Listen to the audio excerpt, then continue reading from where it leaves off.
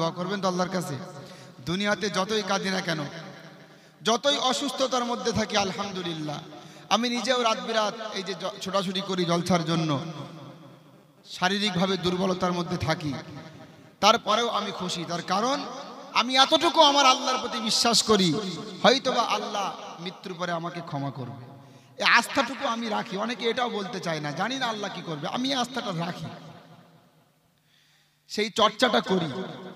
দোয়া চাই আপনাদের কাছে মৃত্যু পর্যন্ত যেন এই আশাটা অন্তরে রাখতে পারি। দোয়া করবেন তো ইনশাল্লাহ।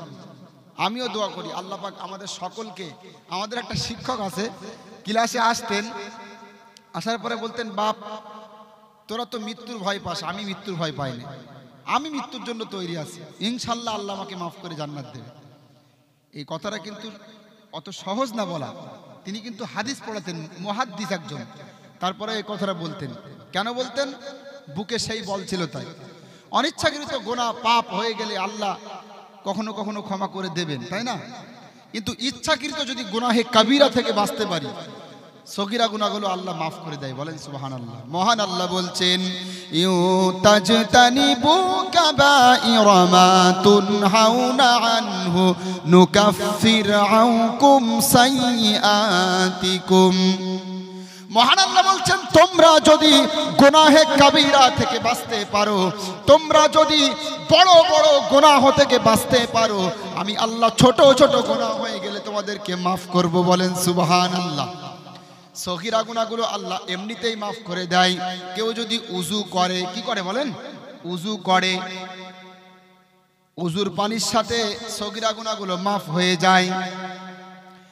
উযুর পানি যখন চেহারাতে লাগানো হয়, চেহারার গুনাহ মাফ হয়ে যায়, চোখের গুনাহ মাফ হয়ে যায়। উযুর পানি দ্বারা যখন হাত ধৌত করা হয়, তখন হাতের গুনাহগুলো মাফ হয়ে যায়। উযুর পানি যখন দ্বারা উযুর পানি দিয়ে যখন পা ধৌত করা হয়, এ পা দিয়ে যে সমস্ত গুনাহগুলো আমরা করেছিলাম, এই সগীরা গুনাহগুলো মাফ হয়ে যায়। বলেন সুবহানাল্লাহ। উযু করলে সগীরা গুনাহ মাফ হয়ে যায়। এখন উযু কারা করে? যারা বেনামাজি তারা, তাই তো নাকি? উযু কারা করে? তবে আমরা যারা উযু করি তারাও একটু সাবধানে থাকি।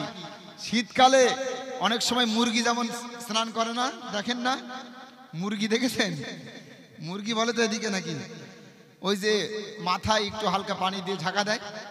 তো তাহলে উযু করলে সগীরা গুনাহগুলো মাফ হয়ে যায়। কবিরা গুনাহ থেকে বাঁচতে হবে। কবিরা গুনাহ যেমন শিরিক, কুফরি, পিতামাতার অবাধ্য হওয়া, নামাজ ত্যাগ করা, যাকাত দেওয়ার শক্তি সামর্থ্য আছে যাকাত না দেওয়া, হজ করার মতো ক্ষমতা আছে হজ করা, হজ না করা, এগুলো কবিরা গুনাহ।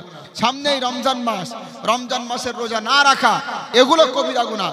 এই কবিরা গুনাহ থেকে কেউ যদি বাঁচতে পারে, আরো যেগুলো আছে গীবত করা, চুগলখড়ি করা যেগুলো আছে, এগুলো থেকে কেউ যদি বাঁচতে পারে, সগীরা গুনাহগুলো আল্লাহ মাফ করে দেবে। আর আমরা অবশ্যই এগুলো থেকে বাঁচার চেষ্টা করি এবং করব ইনশাআল্লাহ। বলেন ইনশাআল্লাহ। তাহলে অবশ্যই আমরা বলতে পারি, আশা করা যায় মৃত্যুর পরে আল্লাহ আমাদেরকে মাফ করবে। এই আশাটুকু আল্লাহর কাছে করতে পারি আমরা।